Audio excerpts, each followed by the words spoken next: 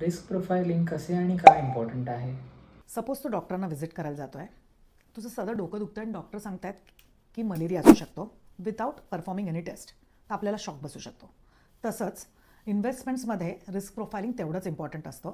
तिथे जर का तू फक्त पास्ट परफॉर्मन्स बघून किंवा मी डायरेक्टली तू येतो आणि फंड्स कुठले तर मी तुला स्मॉल कॅप मिड कॅप देते आहे, तर तुला मोठा लॉस होऊ शकतो.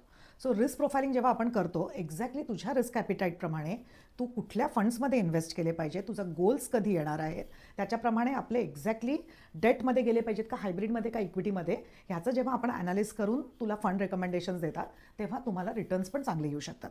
सो विदाऊट रिस्क प्रोफाइलिंग कुठलाही फायनान्शियल ॲडवायझर तुम्हाला फंड्स रेकमेंड करूच शकत नाही. एखादा चांगला फायनान्शियल ॲडवायझर तुझं प्रॉपरली रिस्क प्रोफाइलिंग केल्यानंतरच तुला फंड रेकमेंडेशन्स करतो. सो तुम्हालाही प्रॉपरली तुमचं रिस्क प्रोफाइलिंग करूनच इन्व्हेस्टमेंट्स करायचे असतील तर खालील दिलेल्या गुगल फॉर्म भरून पाठवा आणि आम्ही तुम्हाला नक्कीच गाईड करू. धन्यवाद.